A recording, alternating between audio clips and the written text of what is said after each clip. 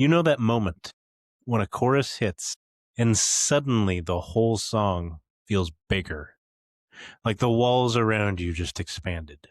The lights just got brighter, and your chest opens up a little. It's not magic, it's not luck, it's architecture. A big chorus is engineered to feel big, and today we're going to break down how that exactly happens. Welcome to Ampyre Sessions, where discovery meets rebellion. This is the show that takes you on a journey through the world of music, the riffs, the legends, the hidden stories, and the lessons that fuel creativity. Here we break down the culture, the craft, and the chaos of sound, making it raw and unforgettable. Whether you're a musician, a fan, or just hungry for knowledge, Ampyre is your backstage pass to the rebellion of audio. So plug in, turn up. This is Ampyre Sessions. Welcome back to Ampyre Sessions. I am your host, Dustin, and I hope you guys are having a terrific day or night whenever you are listening to this. But today we are going to dive into one of the most powerful moments in music. And yes, I'm talking about the song. I'm talking about the chorus. I get what people might say. It's like Dustin, we know what the chorus is. You don't have to explain that to us. And I'm like, but wait, there's probably something in here you guys did not know, because there was much that I did not know. A great chorus doesn't just sound big. It feels big. It lifts you, and for the lack of better terms, it hits you. It sticks with you. And even though every genre approaches it just a little differently, the underlying mechanics are surprisingly universal. So let's unpack the psychology, the structure, the production, and the emotional engineering behind a chorus that truly lands. First, we must talk about the purpose of a chorus. So before we can talk about how a chorus feels big, we need to talk about what a chorus is. Like I said earlier, you guys are probably like, we already know what this is. You could probably skip this part. There's probably some things in here you didn't know. So the chorus is the emotional center of the song, okay? It's the payoff. It's the release. It's the moment everything has been building towards, okay? So I consider this something similar to an author or someone who's writing a book. You tell your story, and then you hit that payoff or that climax within your book, and that is the chorus. It's sort of similar. Why it matters, it's arguably the most memorable part of a song. It carries an emotional message. It's where the listener connects, and it's the anchor of the entire structure. A chorus doesn't need to be loud to be big. It needs to feel like the emotional truth of a song. And what I mean by it doesn't need to be loud to be big, your message is enough to send to your listener without having to over exaggerate what you're trying to say. Which kind of leads me to my next point, the power of contrast. Now, you're probably thinking, it's like, what does contrast have to do with anything in music? I think this is a very key point that many people don't pay attention to when they actually listen to songs and break them down mentally. Because a chorus feels big because of what comes before it, right? Contrast is always the secret weapon, okay?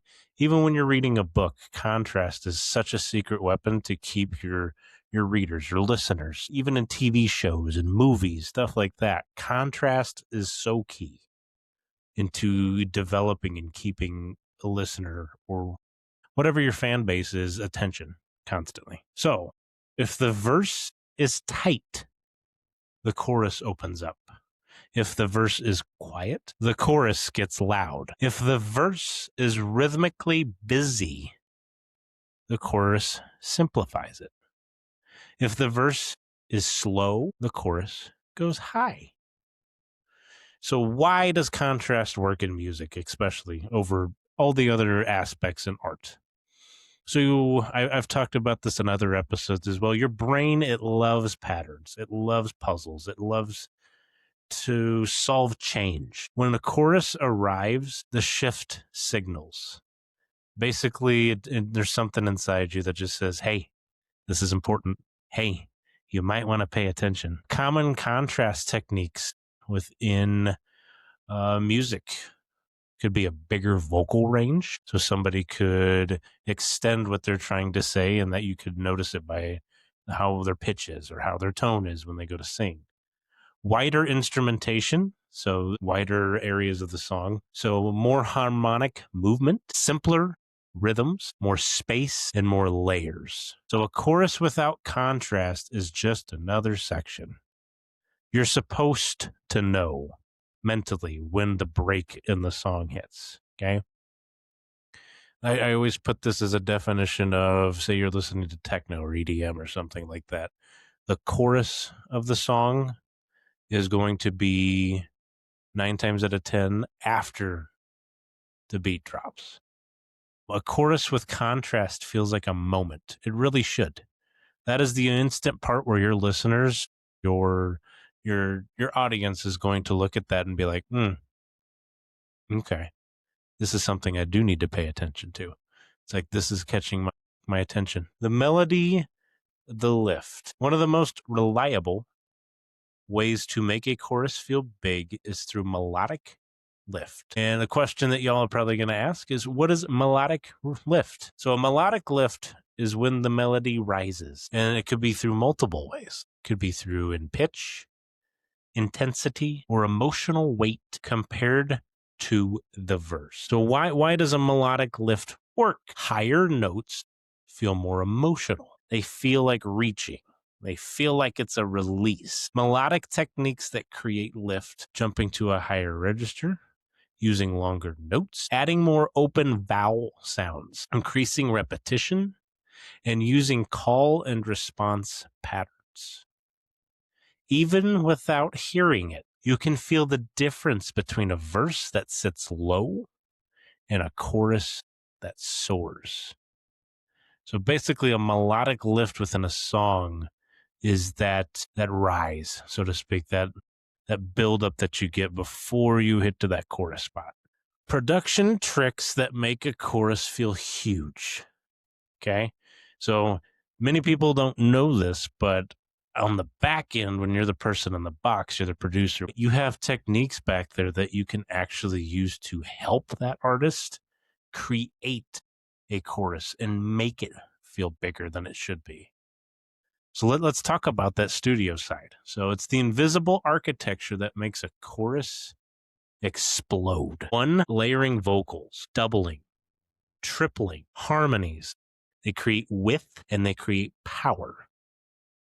So layering vocals doesn't mean I have to have somebody else in the booth singing with me or a third person singing with me.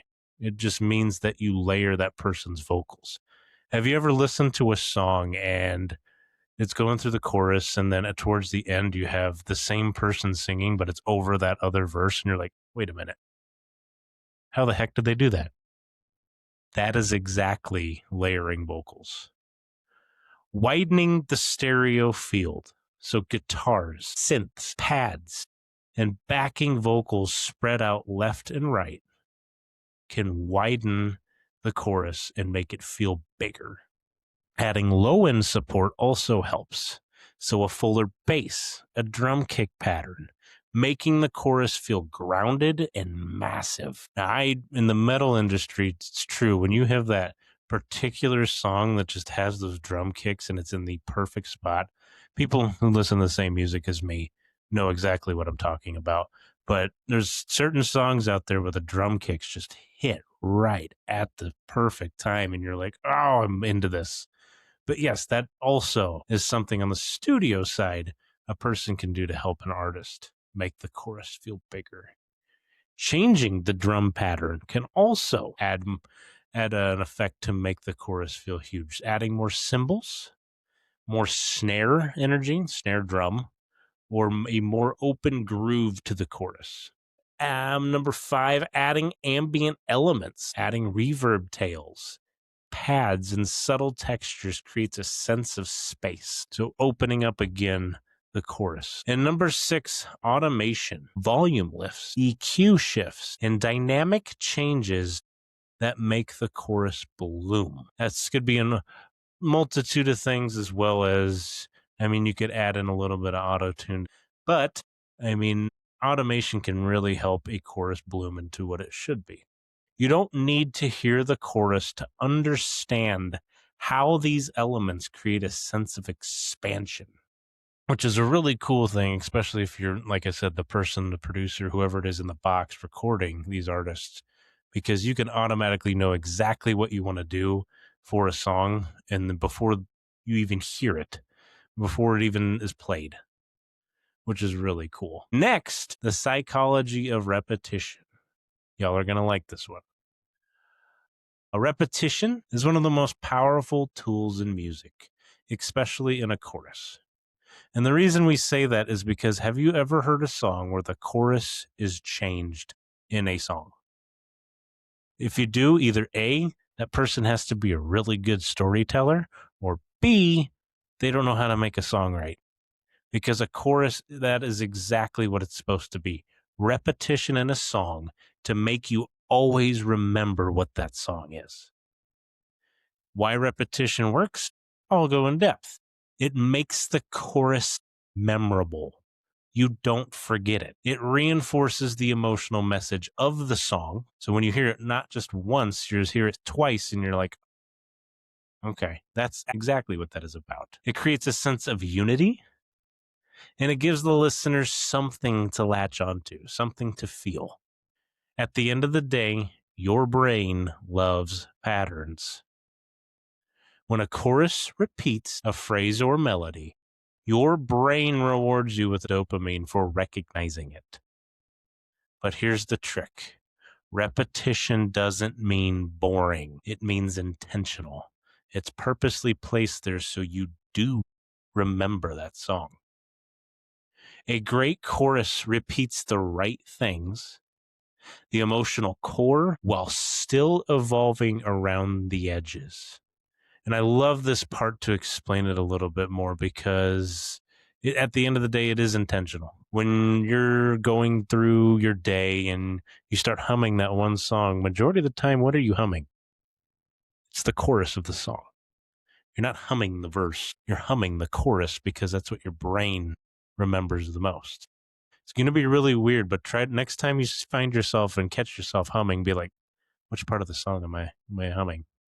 I guarantee you almost all the time it's going to be the chorus of the song, because that's what you connected with. Lyrics are the emotional center of a chorus.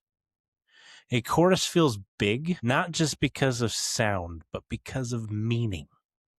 Choruses' lyrics often summarize the emotional message, use a universal language, hit the emotional truth at the most appropriate times, should I say, and use fewer words with more impact. And what I mean by they hit the emotional truth at the right time is because you don't want the chorus to hit too early in your songs. For instance, say you only did like 2 lines of a verse and then you hit your chorus. In my opinion, you didn't do enough to have that build up with your audience to be like, oh, okay, this is why this is here. This makes sense. It's perfect timing. You know, if I said 2 lines or 2 lyrical sentences and then hit a chorus, people would be like, what are you doing? I don't understand. And then your song doesn't come out too fluently. That's what I mean by emotional truth at the most appropriate times. The chorus is where the song says, this is what I'm really about. Even without hearing the melody, you can feel the weight of a chorus that speaks directly to the listener. A big chorus isn't an accident. It's a combination of contrast, melody, production, psychology, and emotional clarity. When all of these elements line up, the chorus just doesn't sound big. You feel it, and it feels big.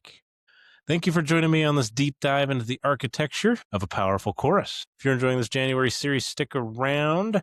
We will have much more entertaining episodes to bring you this month. If you guys don't mind, please go ahead and head out to my social pages. I am on Facebook, Instagram, TikTok, X and YouTube as well. Please hit the like. Please hit a follow. Please comment. Please share. Also, I am looking forward to doing a Q&A episode at some point during this month.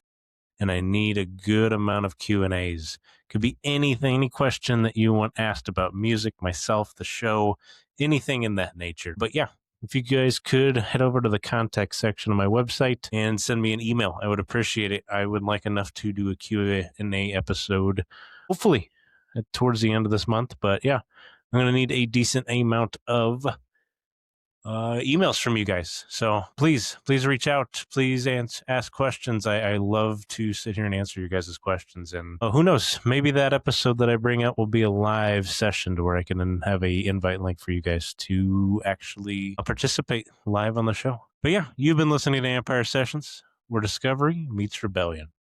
The journey doesn't stop here. Keep exploring, keep creating, and keep the fire alive. Until next time, stay loud, stay bold, and never fade into the noise. This was Ampyre Sessions.